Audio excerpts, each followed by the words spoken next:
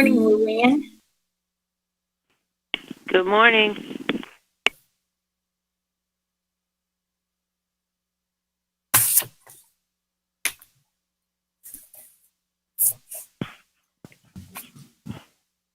Good morning, Elsie. Good morning, Sharon. Good morning, Barbara and Ken. Good morning.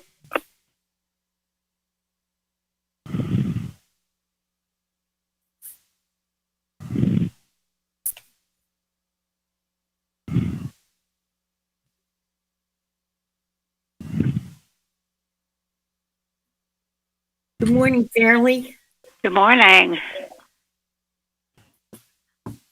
Good morning, Janet. Hi, Sharon.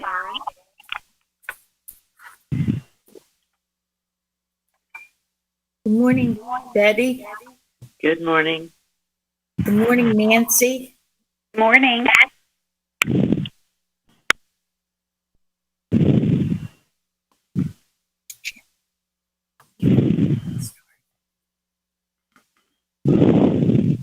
Maybe I'm missing now. Just to know she's breathing.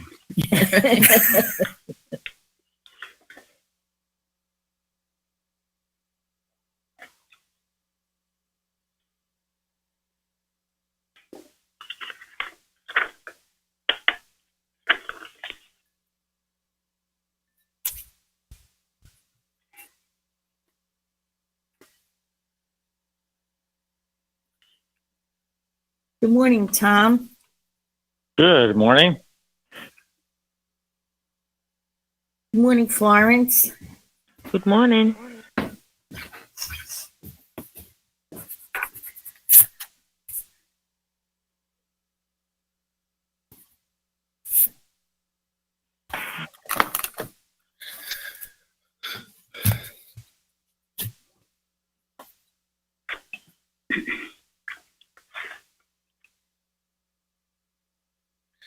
There were 10 or 12 birds in the bird bath when I got here this morning. Oh, They were having a party. The lawn was covered with birds.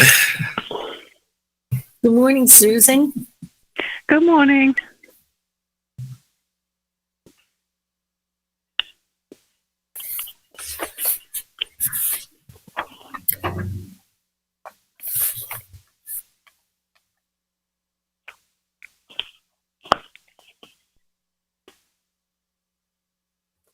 Good morning, Francis.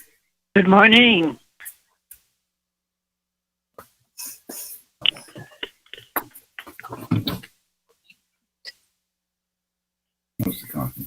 Good morning, Karen. Good morning, Sharon.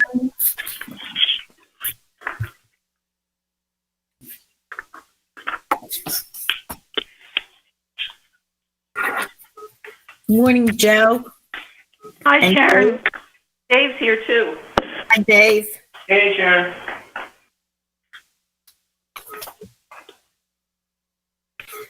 Good morning, Dale. Good morning. Good morning, Mike. Good morning.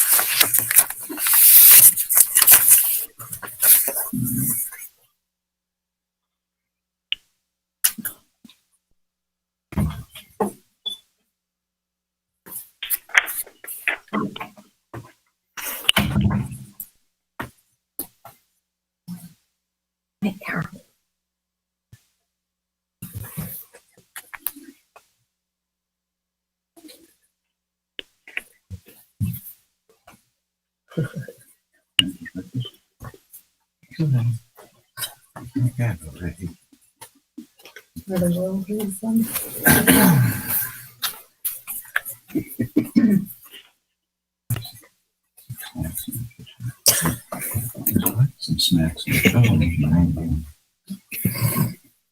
Yeah, this is Friday.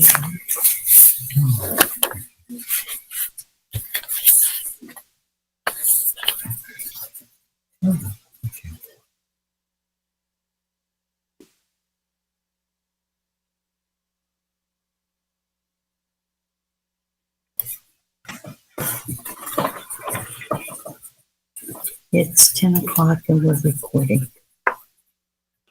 Good morning, everybody, and we welcome you to our Saturday morning Bible study. It's September 12th, 2020. It's the first one of the season. We're very excited to be here with you all. We are recording from the Plainfield Christian Science Church Independent, Plainfield, New Jersey. And our moderator today is Thomas from New York. Hello. And welcome to the Bible study. We'll start out with our quote. I will delight myself in thy statutes. I will not forget thy word. That's from Psalm 119, verse 16.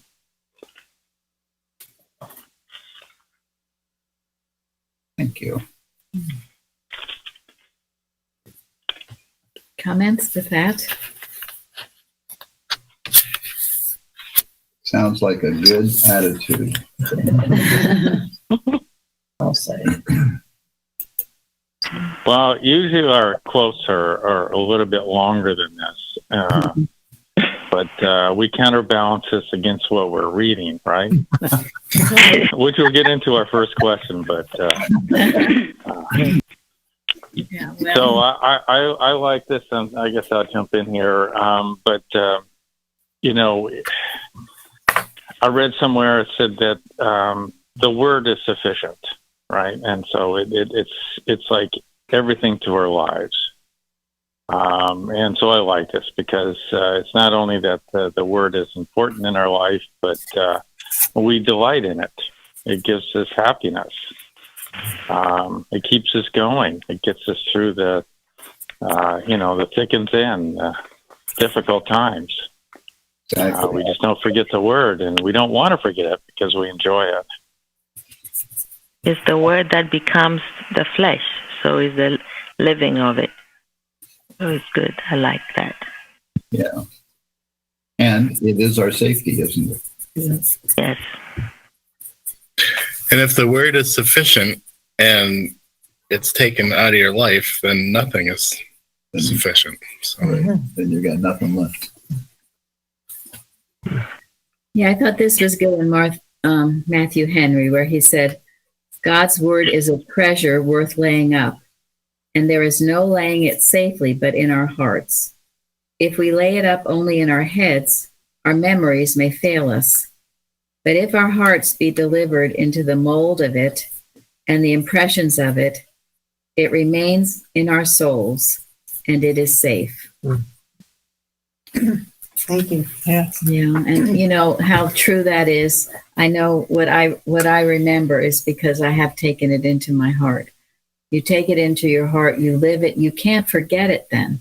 You might not know the exact wording, but it's there. You become it.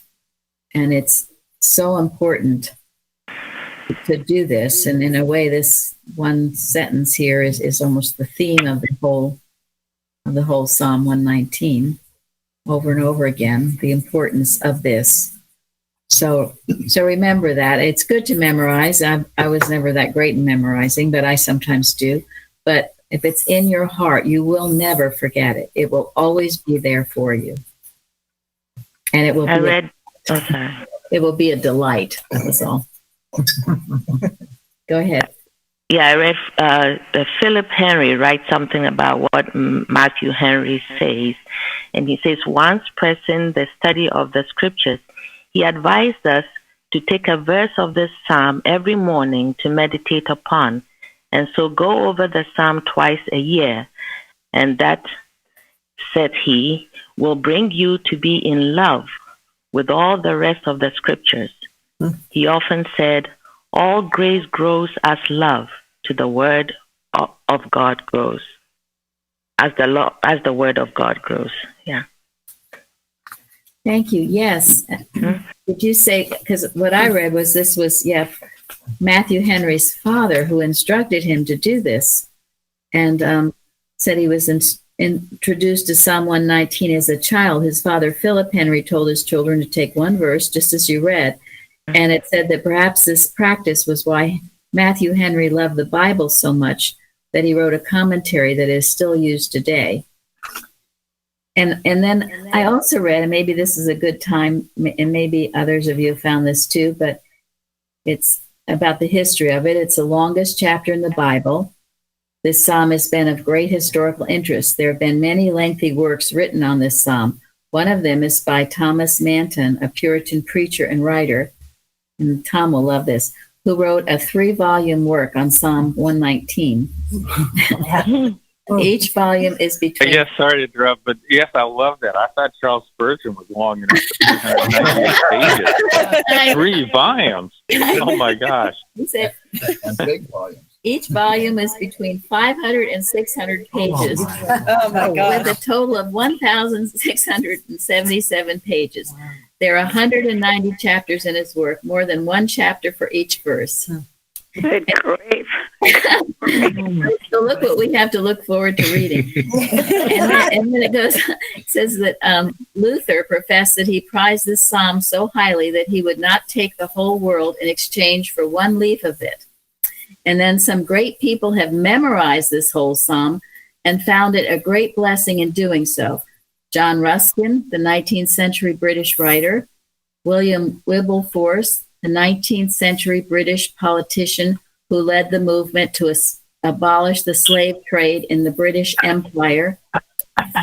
I would just like to mention there's a beautiful movie about this called Belle, Belle. You all have to watch it. It's one of my favorite movies. Anyway, and then Henry Martyn, the 19th century pioneer missionary to India, and then David Livingstone, 19th century pioneer missionary to Africa. They memorized this poem. And then this is the pièce de résistance. George Wishart was the Bishop of Edinburgh in the 17th century, not to be confused with another Scot by the same name who was martyred a century earlier. Wishart was condemned to death for his faith, but when he was on the scaffold, he made use of a custom that allowed the condemned person to choose one psalm to be sung, and he chose Psalm 119. We went, that's why.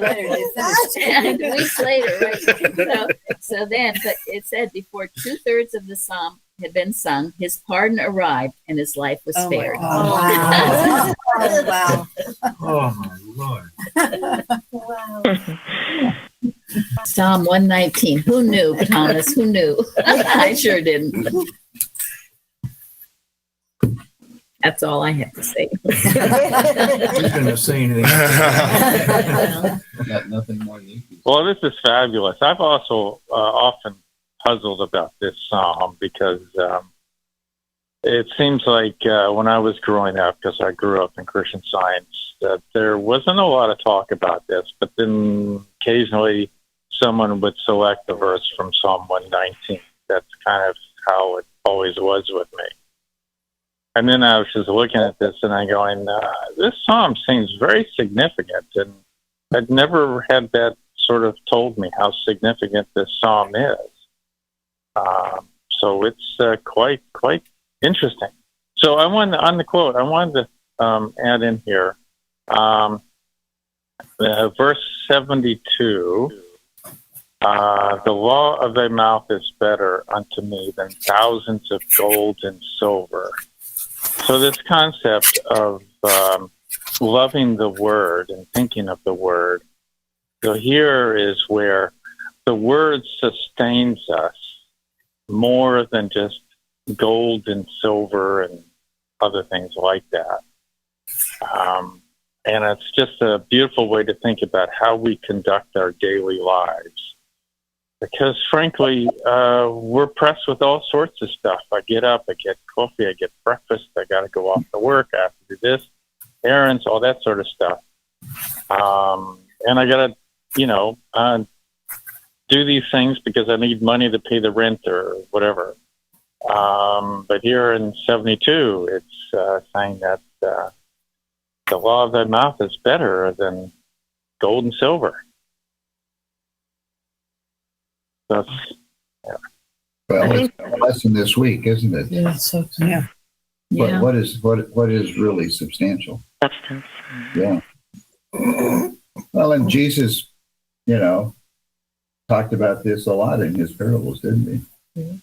Take no thought for your life, what you shall eat, what you shall drink. God knows you have need of all these things. But seek ye first. The kingdom of God. And his righteousness will be added unto you. And everything else will follow. I think is the love. This it conveys so much a deep love for God, really, and therefore that's why you put him first. You don't go for the breakfast first before you do the lesson. And I think in science, I studying from wherever I was, it shows you after a while something is missing if you haven't done the lesson. As opposed to being able to go about your day before in the evening get to the lesson. I think it comes where as loving God grows, you seek to put him first. Thank you. Yes. Yeah. For sure. And we were taught here in the morning, your thought is like a sponge. It'll just absorb the first thing. And therefore, the first thing should be your lesson. And let it be filled with those truths of Bible and science and health. And of course, we also begin with the 3 daily duties. And God is life. God is my life. God is the only pure and perfect life. And God is mind. God is my mind. God is the only pure and perfect mind. That starts your day wonderfully. And yeah, if you don't do it, you feel like something is dreadfully missing. Time to lay back down and start over. Yep. Well, and I was reading in Martha Wilcox recently. She says, a Christian scientist, I'm paraphrasing, you can't practice Christian Science part-time. Yeah. It's not it doesn't work. It's like, a mathematician can't practice mathematics part of the time and then forget about it, the rest of the time. If you're It's a way of life. I mean, if it's your way of life, that's what you have to do. right. And I think that's what Psalm 119 is all about. It's a certain thing. Do we know, I'm curious, Tom, do we know, did David actually write this? Because I know some of the Psalms are... I kept reading about that. Everybody seems to talk about, well, who wrote this psalm? And some people think David wrote it, and others are just unsure. So it doesn't seem to be a strong indication of who wrote it, but it could have been. Well, the reason I ask is, what came to me as I was reading it was, this could have been one of the last Psalms that David actually wrote, because it felt like David was kind of pouring out all of his experience over his entire life and all of the things that he'd gone through and the battles he fought and all, the straying that he strayed and, and all of his pouring forth all of his faults and stuff like that. And then bringing it all back to what he had learned in his life was his first and only love. And that was for God and God's laws and statutes. Oh, I'm so glad you brought that up. Expound on that, really, because this is one of the things I thought when I was reading Psalm 119 is it covers, and I've read this also in commentary too, it covers just about everything. So you have to have what you just described. But if you could talk more about that, because I think that's very significant about Psalm 119. Well, I just felt like, here was David in the twilight of his years, just saying, this is the legacy that I want to leave to mankind. And he just poured his heart out and wrote this, and and left it for us as the best that he could offer. In reading, sorry. Go ahead, Bruce. In the research of Psalm 119, there have been many others that have commented, this sounds like David. Of course, there are others that speculate others, but there's nothing more than speculation. But the point being, it's never written down, but anybody with spiritual sense could see. This sounds like him. It does. It's hard to imagine who else could have written it at the time. And also, whoever wrote this had to have been very close to the Father. And I hope I'm not jumping ahead, but I think it's an appropriate time to make this comment. The thing is written in groups of 8, and one group of 8 for every letter in the Hebrew alphabet, 22 of them. And as it was written in its original Hebrew, all of the lines of the first 8 start with the first letter of the Hebrew alphabet, Aleph. And the second group of 8, they all begin with the second letter, Beth, and so on throughout the psalm.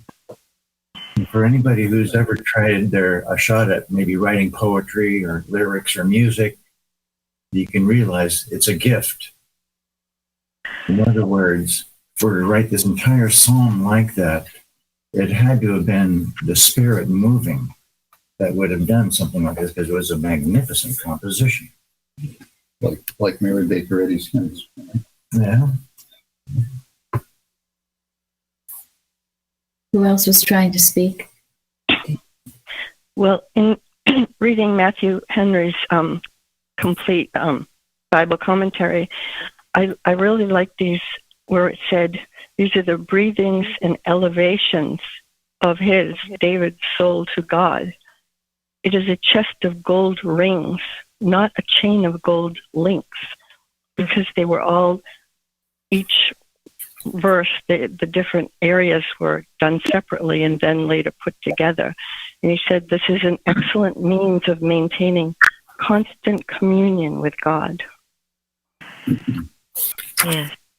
Thank you. If I understood that, what you were saying right, is I guess this is kind of how I was looking at Psalm 119, is it doesn't tell us a story. There's not sort of like a beginning and an end, and like it all sort of hangs together, and that's how you understand it. It almost is like each verse is powerful enough to stand on its own. I don't know if that's kind of part of what you were saying, but this, to me, it really takes a lot to put so much into a single verse, is what David or the writer was doing. Mm-hmm. And then to do this for the longest psalm in Psalms is quite amazing. Something that struck me while I was reading this was the great humility that David was expressing, that it wasn't him, it was all about God, and that he knew that sometimes he maybe have missed the mark and that he needed God to help him to he was asking for help to get back on that, pick himself up and get back on the road if he did slip. And that, I thought it was comforting that here's this great man who humbly, just, he was nothing without God. And that was his greatness. Yeah, it certainly was his greatness. I found 8 words that describe God's word in Psalm 119. And the first one was law, God's instruction for his people. Word, God's thoughts and speech. Testimonies, God's ways written down as a witness and reminder to us. Ways, how God wants the journey of our lives to be lived. Precepts, God's order, the way He has made life to work. Statutes, the law or ordinance that will bring a blessing if followed.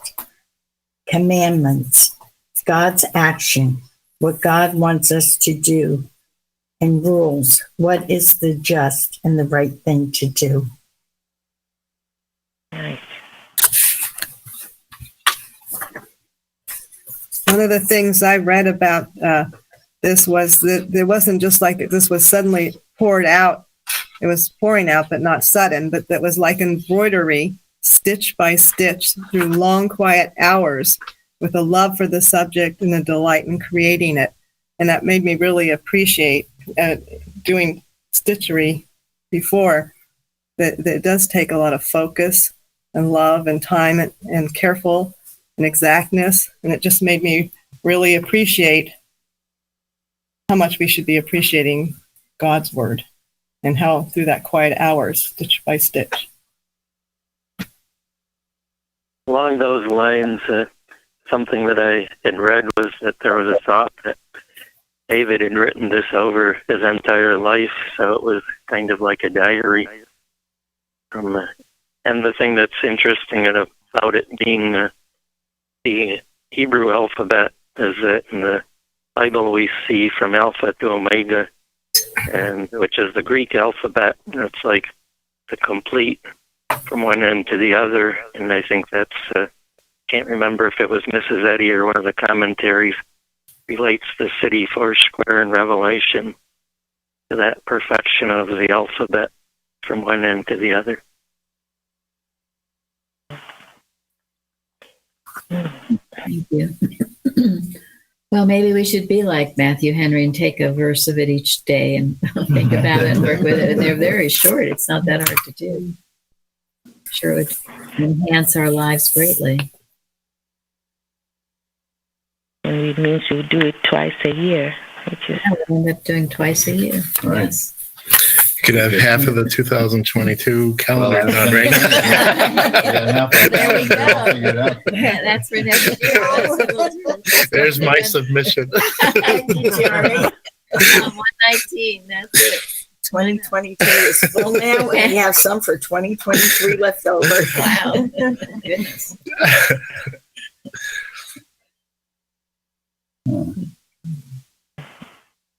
So did you want to go through this question at a time? Or how did you- Okay, so we've been talking a lot about the first question. I didn't really say that, but that what is interesting about this psalm? And then we've started into question 2. What does the psalm tell us about God? And so we've gotten into that.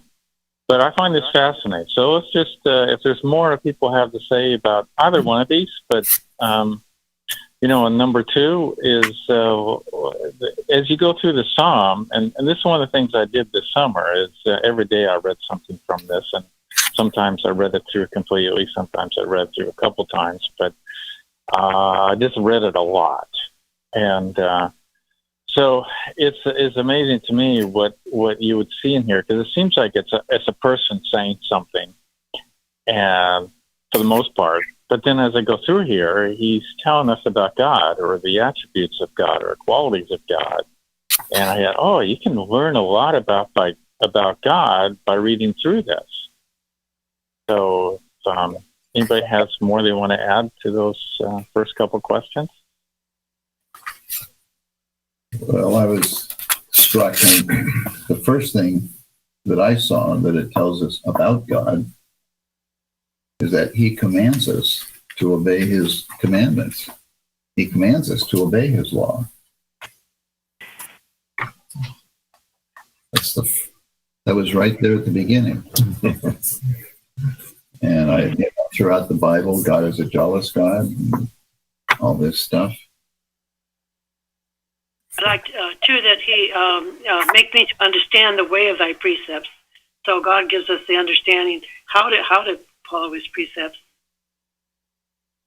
and he is the one who knows, so he is the one we must learn from. That's it. Yeah, and I love the fact that he is our teacher. It's over and over again. Teach me, teach me. One of the things that Matthew Henry says about, I guess it's verse 19. He says, Lord, show thy commandments to me as long as I live. Give me a growing acquaintance with it. I am a stranger and therefore in need of a guide, a guard, a companion, a comforter. Let me have thy commandments always in view, for they will be all this to me, all that a poor stranger can desire. I just thought that was beautiful, because that is what God is to us when we come to him with an empty vessel and let him fill it, and to come humbly knowing he is the teacher. And, you know, our lives teach us lessons if we see it that way. Instead of grumbling over experiences, you know, ask God, well, what are you trying to teach me? What more do I need to know about you to overcome this situation? And then pray those prayers. Let God teach you. It's amazing what you will learn, and you will become a victor over the problem. You won't be the victim, but a victor, as was read at a Wednesday meeting.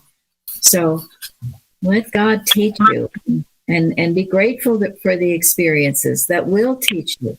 They come to teach you a lesson. That is all. Mrs. Eddy has said that. And once the lesson is learned, the difficult experience will go. Make every problem a blessing. That's it. Every problem can be a blessing. When it ceases to bless, it ceases to occur. Yes, yes, that's right. Well, and one of the other things that this psalm says about God is that he is good. Yeah. There's nothing bad about God. So we can expect every lesson to be a good lesson. And Mrs. Eddy, thinking about God as our teacher, you know, Mrs. Eddy refers to something that she calls the divinity course. Yeah. And what is that? That's when God teaches you directly, right? Yes. Yeah. I remember many years ago, people talking about taking class instruction. And I thought it was so bizarre that some people were so proud of who they took class from. And unfortunately, most of them made a mess of their lives as a result of that pride. And it was, Mrs. Evans who explained, it's the divinity course that matters. It's when you go past your human instruction and you get a relationship with God that teaches you what you really need to know. I must say, the beginning of the Blue Book, the Divinity course, there, I paid attention this time, and there's a lot in there to learn. Yeah.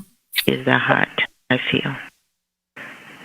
Besides the divinity course in God, which is, of course, the ultimate, we do have Mrs. Eddy as our teacher. And then we have all these people that she taught, Martha Wilcox, Kimball, Bicknell Young. I mean, this is the finest teaching there is.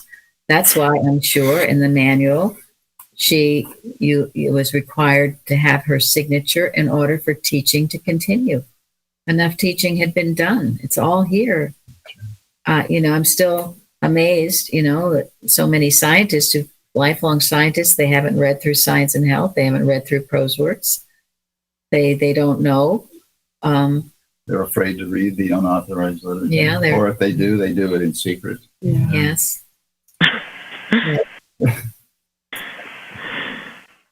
And, do let these lessons come to teach you. If you have an untoward situation, don't just blow it off, but ask God what it is you need to learn. Because this is what I see in the world, where it's happening to our nation. We have one thing after the next going on, and people aren't paying any attention. This is warnings. God is trying to knock us on the head and tell us a few things. So let's learn these lessons. Let's not just go from problem to problem, but from glory to glory. Bruce. I was just going to say another thing this psalm, just reading through it, the impression left with me was that God is the stabilizing influence. Now, that's not a word in the Psalms, although I would like to read a couple verses if I could. Forever, O Lord, thy word is settled in heaven. Thy faithfulness is unto all generations. Thou hast established the earth, and it abideth. So, regardless of how much we may have wavered one way or another, God is always there, and only He is the stabilizing influence. Thank you. Mm-hmm. And how wonderful, people who are having stability problems to think of these things. Again, God speaks to us in the Bible in so many ways. Listen and be wise. It is the chart of life. Verse 105, I marked out for this question. Thy word is a lamp unto my feet and a light unto my path. And I was thinking about how before I came here, there didn't really seem to be any way forward. I didn't have any light to light the path. But after I came here, it was just really bright. So I quite like that one. Thank you. That is beautiful. A light and a lamp. I Go ahead, Shardy. I made a list of all the things that God had said that God's is, his attributes, and then what David asked for, and they match. And it's pretty interesting. There are about 20, more than 20 in each, and they go together. A couple examples. Oh, okay. Well, Yeah, please go through them. That's fascinating. Thank you. well, okay, here we go.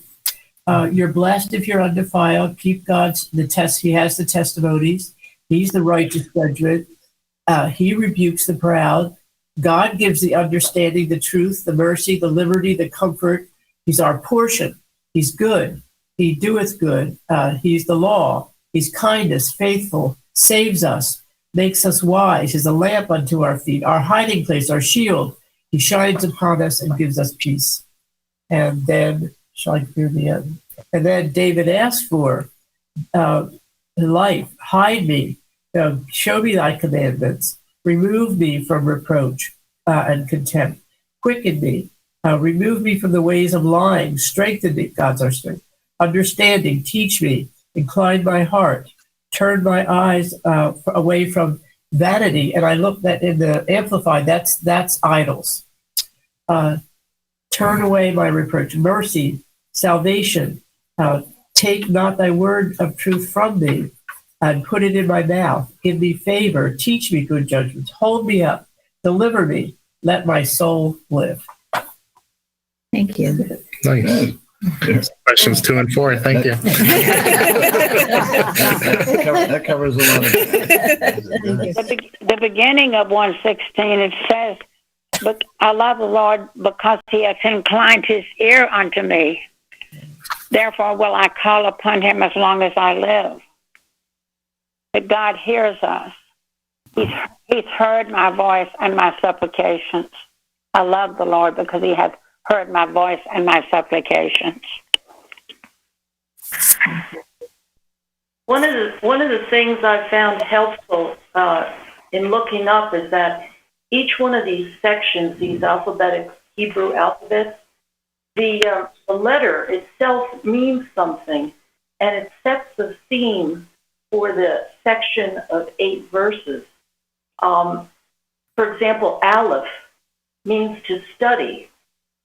So if you think of that in terms of those first 8 verses, you're really studying God's laws and commandments so that they can, as Mary said before, that they can come into your heart.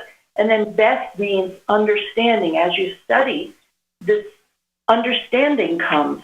And then Gimel means literally in Hebrew a path. It provides you with a path of life. And then Daleth means a door or a gate. It's almost like an open door to heaven. And then He means the number 5, or the 5 foundation books of the Jewish law. and it goes so on and so on. But I thought that lamed, I guess that's how you pronounce it, lamed, it's what we were talking about earlier about the teaching. Lamed means good. It also means to teach, to prick, to sting, or to incite. So, like was said earlier, if you're getting a lesson in life, it's to teach you. And sometimes it has to prick you, like what happened to Paul. Why kickest thou against the pricks? So it's very interesting to know what each one of these Hebrew alphabet letters mean. It does set a theme. Thank you. Yes. No wonder that guy got 3 books out of this. Yeah, 3 books. It'll make for some good winter reading. Where did you find that? Where did I find it? Well, I found it by Googling each word. It took a while, but it was fascinating work. Well, thank you for that. Yeah. It's called internet research, right? Thank you. One of the things that I had found in the commentary part was that somebody had said most read their Bibles like cows that stand in the thick grass and trample under their feet the finest flowers and herbs. And it made me think when I used to open up a new pasture for the cows, you would think they would start at the one end and eat their way to the other end, but instead what they would do is they would run into the field, trample all the grass, and then they'd go back through and try to eat the grass that they hadn't trampled. And it made me think about maybe that's the way I unfortunately handle the Bible, is that I've been trampling through it and not never even occurred to me to study what each letter of the alphabet might mean. And I think that is just a wonderful thing. Thank you very much. Yeah, thank you, Joe. Yeah.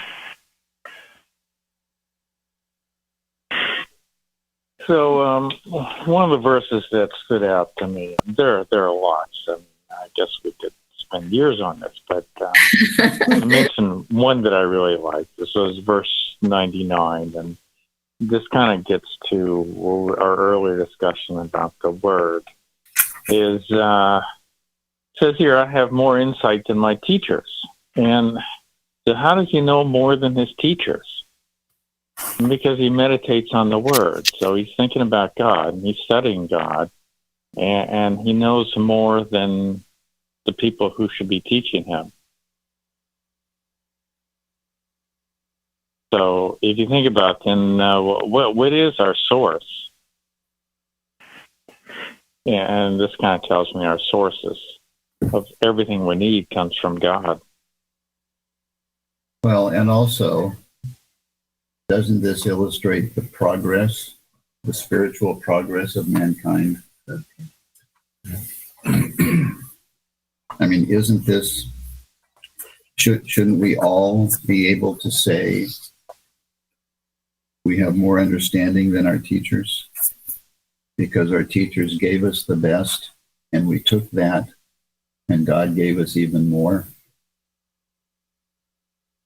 I think, too, testimonies is like on Wednesday night. It's when we give a testimony of how we've proved or demonstrated it.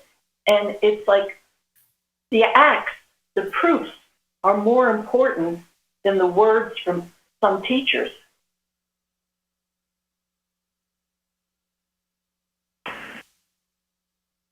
You know, it's interesting. Somewhere it's in miscellaneous writings.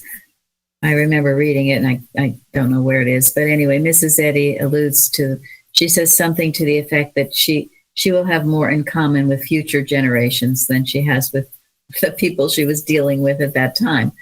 And I thought, wow, because that's who we are. And it is because she was expecting the understanding to grow and be more readily accepted and used. And we do understand during her time, she was having a battle with too many people not understanding or accepting. And perhaps that is still true in some cases, but then there is this remnant who is getting it and running with the ball. And I thought, wow, I could almost feel her just reaching out. And that's what Gary was saying. We are increasing in our understanding of this. It's unfoldment and going brighter and brighter unto the perfect day. Well, she was a pioneer. And in his own way, maybe David was a pioneer also. And this should be true of every pioneer. Actually, that was something that was said in one of the commentaries, was that David didn't have the whole Bible to work with. He had just Moses and the earlier prophets to learn from. But he also had the prophets in his time, like Nathan, that he communed with and listened to and learned from. But then, as everybody's pointing out here, and the ultimate is to actually take that and then see what God says about it and go with what God says.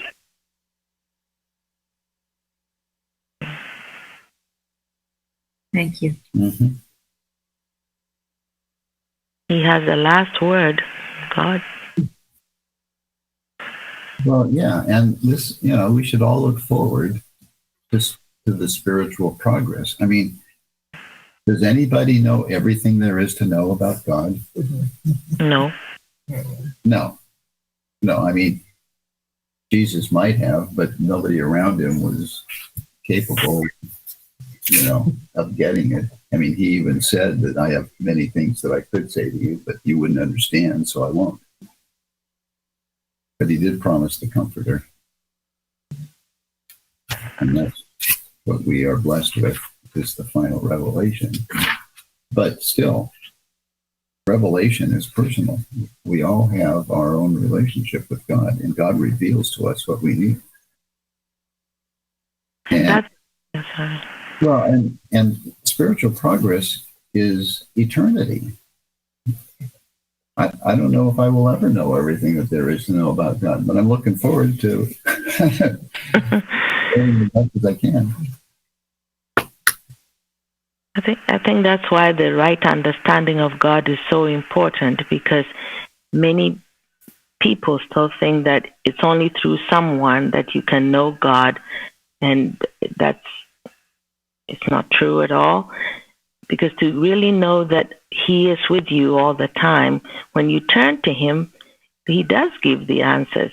Like we all are experiencing, sometimes something comes up and you turn your thought to Him and you're directed to a book, maybe the hymnal, whatever. And the answer is there. It's like the testimony from California that I read. He was worried and he got home and he turns on the television and hears something that explains, gives him comfort from what he was feeling.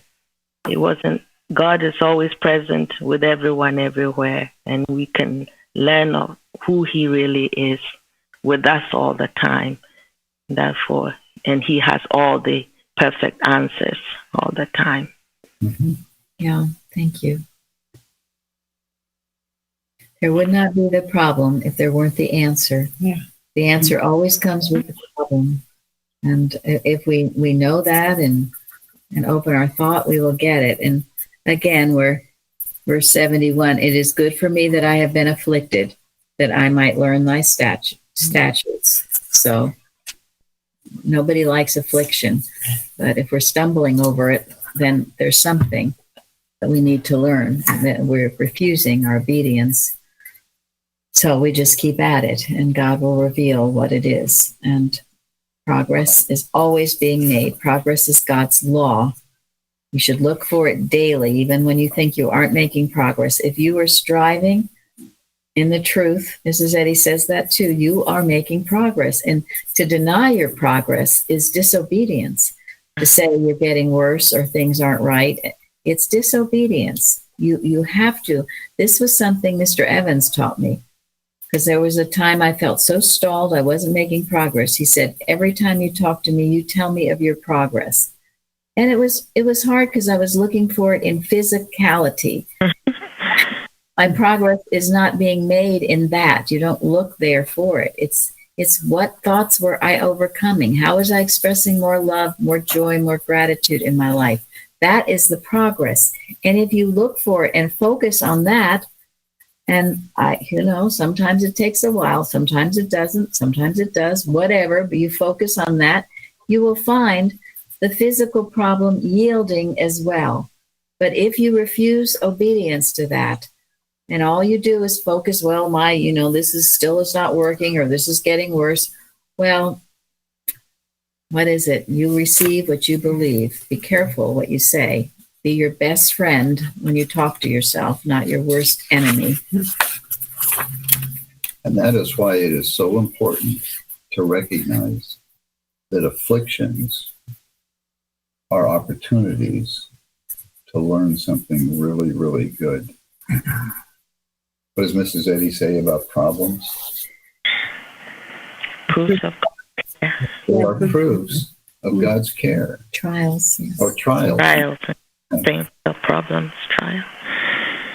Are proofs of God's care. Well, whoa, what a positive attitude, right? And she didn't speak lightly, because she sure had them, and she overcame them. And also she calls our time on this earth what is like a schoolroom, right? A schoolroom. It's preparatory. Preparatory, yeah.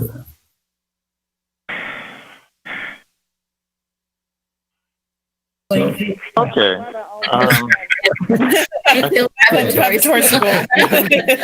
Okay, Tom.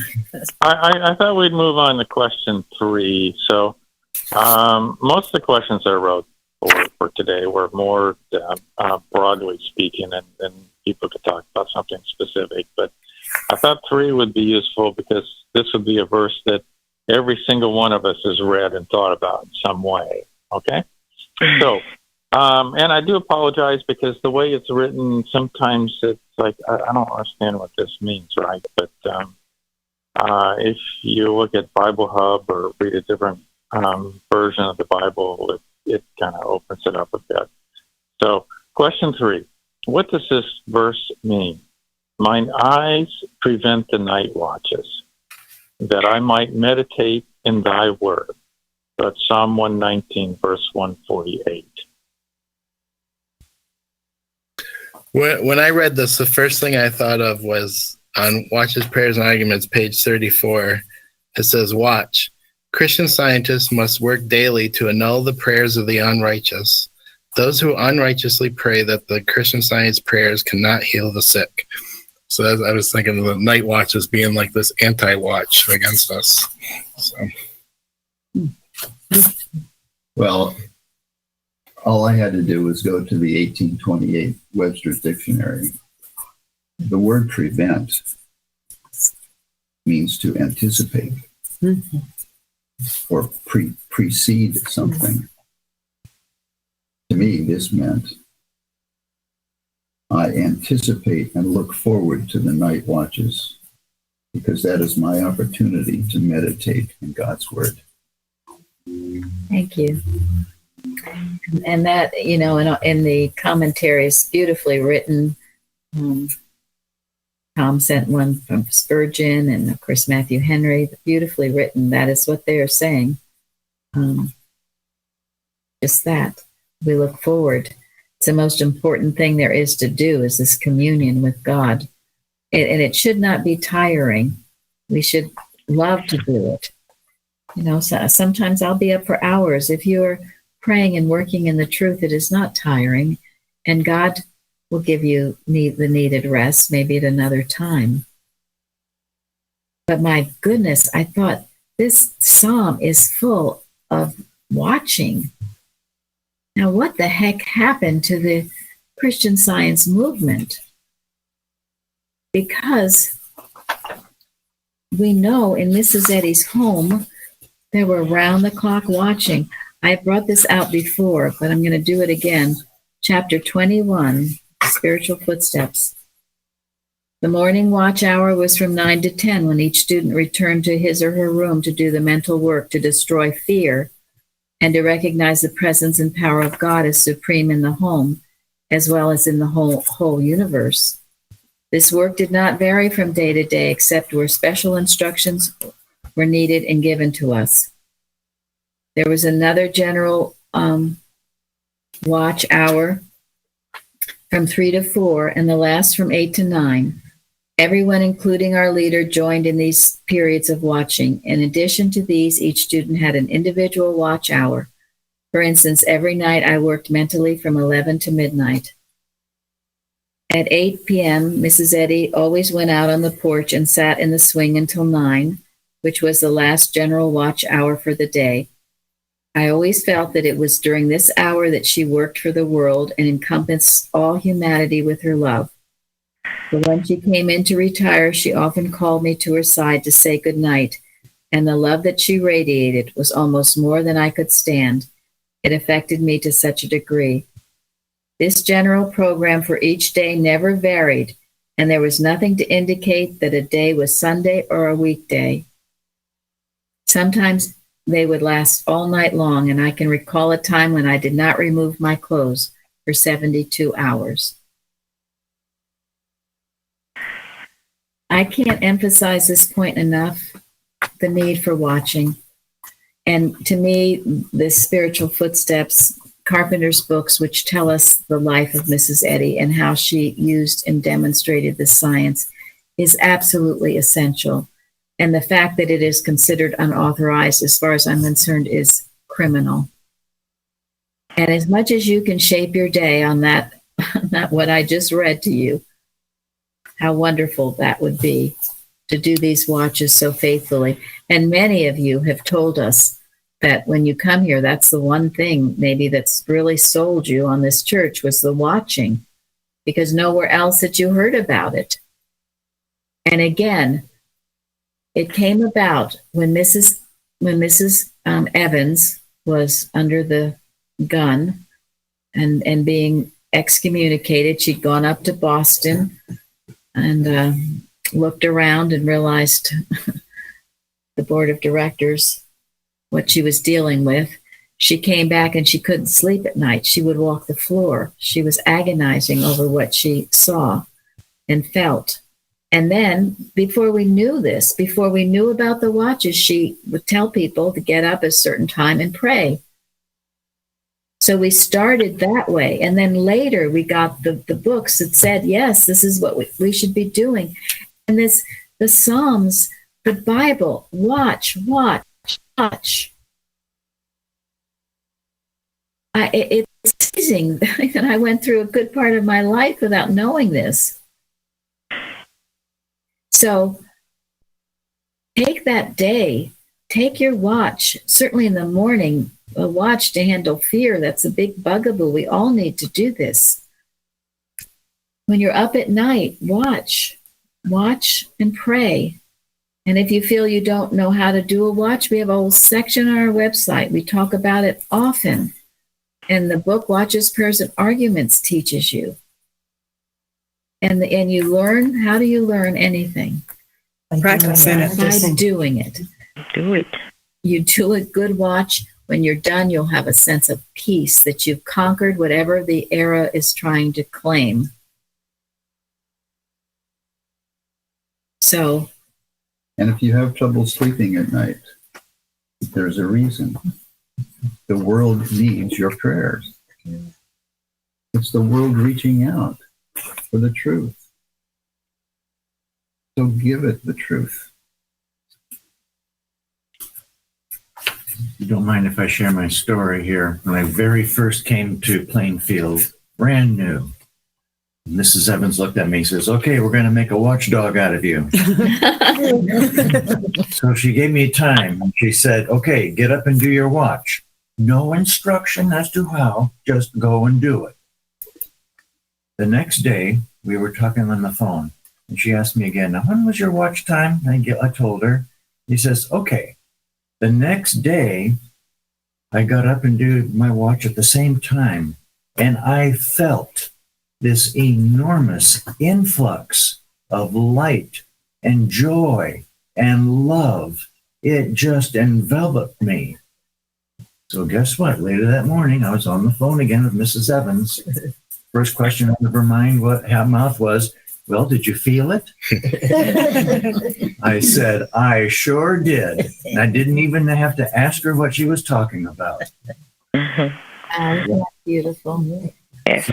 On the topic of watching, just had to share that story. Thank you. Good, thanks. And I remember when we would have those times in the reading room, which partly why she was excommunicated, because she was told, the group reported to Boston that she was teaching classes in the reading room. She said we were going to go to the reading room and pray and work because no one went to the reading room. So every Thursday night when it was open, we would go and pray and work. And sometimes she would give a topic to pray about. And I remember once there was a topic and we were all praying. And I remember opening my eyes and looking around. Well, everybody looked their faces were all screwed up and they looked so intent and like they were in total misery. And I looked at Mrs. Evans and she had the most beatific look on her face. Yeah, an angelic. It was just like she was communing with the Father. That left such an impression on me. So, I mean, if you're watching and you're just, that's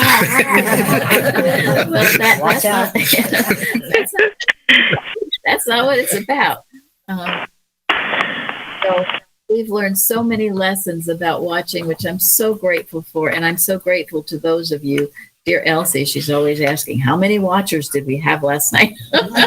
Anyway, we're grateful for those of you that join us at the Unity Watch and who've taken your individual watches during the day and or night, which many of you have, and do it faithfully. And that's what David meant when he wrote verse 148.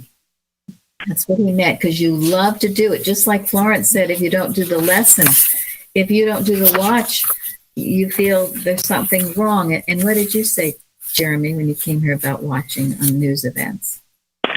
Oh, well, for the longest time before coming, I couldn't even watch the news. And it was funny, when I first came, the first thing I read was the Dixon letter. And I told Mary that, I guess this church has real things to do. And I started watching, and eventually with time, it brought real peace. And now if I look at the news and something seems like it's important to watch about, I watch and I get peace about it, and it's not a big deal anymore. I'm so grateful for that. Thank you. And he writes watches for us, and if you read them and use them during the Unity Watches. And anyone who wants to write a watch, it's a great discipline to learn to write a watch, and you can submit it. Some of you do that, and we're very grateful. And if there's some watches you don't feel are up to snuff in your book, then fine, get something that you feel resonates, as they say, with you. To write 3 Unity Watches week after week after week after week after week after week. we appreciate all the help we can get. I think we should also remember that the page 49 of the Watches, Prayers, and Argument, hear, O Israel, for the Lord our God is one God. Because in there, where it says you are to come only in the divine strength, I think that's so helpful, because I think initially it's as if it's your strength or your doing, but not at all. It's only the strength of God in which we do it. And that takes away that, as if some strenuous exercise. It's not, or shouldn't be. Thank you. Or also, if you have some hidden agenda or some will that you want a certain thing to happen, we can't go watch with this preconceived notion that this is what I'm praying for and I want this to happen. And I think that's what Florence was talking about too. It's, "Thy will be done, Father." And that watch is included at the bottom of all our Unity Watches, right? Yes, it's also on the bottom of the Daily Watch page too. Yes, because that's a great reminder. It's very easy to slip into a willful sense. And from Science and Health that I love, whatever holds human thought in line with unself love, what happens? Directly divine power. Yes, you receive directly the divine power. So when you are doing a watch that is unself love, the watches aren't about praying for yourself. praying for church, community, nation, world. So when you are doing that unselfed praying, you are receiving directly the divine power. And that power is omnipotent. Never forget that. You always start out with the truth, that omnipresence of God. You get into handling whatever's troubling, but then you end with that sense of God's total dominion and omnipresence, omniscience, omnipotence. That is a watch. And that answers a lot of number 4. So now, anyone else, there's a lot written about it that was quite beautiful in commentaries. Anything else on number 4? Well, on number 3, one of the things I wanted to say is, or one of the reasons I wanted to include it was, not the only reason, but, if people aren't familiar with watches, which I know we were talking with a Christian Scientist, a lot of us have never heard of it before, and you might think it's kind of peculiar or something, but here we see that watches are biblical in nature. It's always been out there on the watches. This is nothing new. So we should all know about this. No. And what did Jesus tell his disciples? What I say unto you, I say unto all. Watch. Yeah.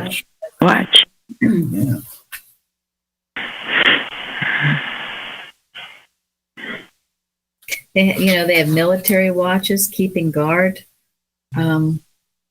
And this is from Matthew Henry. It is better to take time from sleep than not to find time for prayer. We have access to God at all hours, and if our first thoughts in the morning are of God, they will help to keep us in his, he says, fear, but in his love all the day long. So, and many people get trouble because they're waking up in the night. Well, we were taught here that's a sign. God's tapping you on the shoulder to get up and watch. Something's going on. You need to work. Don't grumble about it. Get to work. And you'll find when you've done your work well, you'll get back to sleep.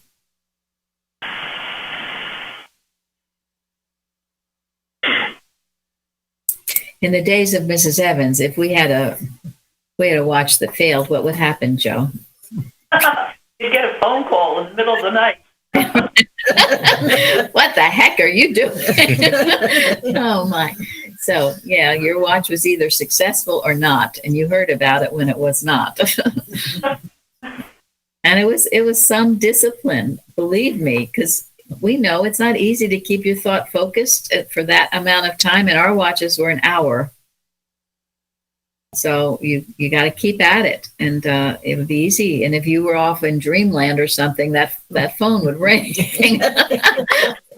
Oh my! So it's a good discipline. We learned a lot. Good training. Yeah. Yes. And those who took it as training were greatly blessed. Mm-hmm. Those who were offended by it left. Yeah, and many did. And many did. Well, really personal because you have to do it. It isn't like it looked like you were being asked to do it from somebody, but really it was from God, and God still asks us. I still think that pressure should be on for us now. Thank you, because that really is my point. You might not be getting phone calls in the middle of the night about your watch, but that pressure, it is from God. And it's always there to be alert and working, and it can only bless you. Again, it can help. Maybe this is what will lift you out of some difficulty. In fact, we had a testimony a few weeks ago. Someone, he'd been suicidal. He said what he learned in our church was how to watch and how to pray, and that was the key for him. And he was healed of all of that. So I think it's clear absolutely will help you if you are not doing well. Every time I had, when I first got here, every time there were problems, I would always go to watching, and the problem would dissipate, or I would get peace or get answers. I would get healings, physical healings, even if I suffered through the watch. It was just incredible. Thank you. And Linda and Shardy too, and now Nancy. There are some who are writing watches. Of course, Carol and Bruce. And Linda, very often when we get a news event, she'll get online. She gets to get what's behind what is going on, because a lot of what happens, it never is what it appears to be. And when you watch, when you work, our work needs to be specific to break asunder the era, whatever that era is claiming, because sometimes, especially the media, gets us off on a wild goose chase as to what's really going on. So I'm grateful we have a good group of watchers in Plainfield, and now that is spreading amongst you all listening. And also Parthens, he is a watcher par excellence, and you can tell it by his forum contributions. And he knows what he's addressing too. He knows what he's addressing. Yes, he does. Mm-hmm. He's not fooled by outward appearances. And that's what we should all strive for. Yes. Well, that's a good way to end the Bible study. So we have a watch tonight, and yeah, Yep. I hope we all enjoyed this discussion of this the longest psalm.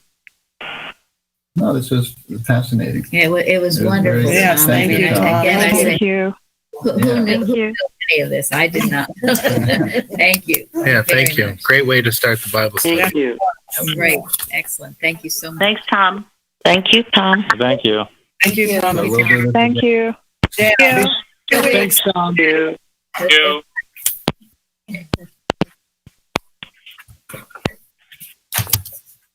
There it is.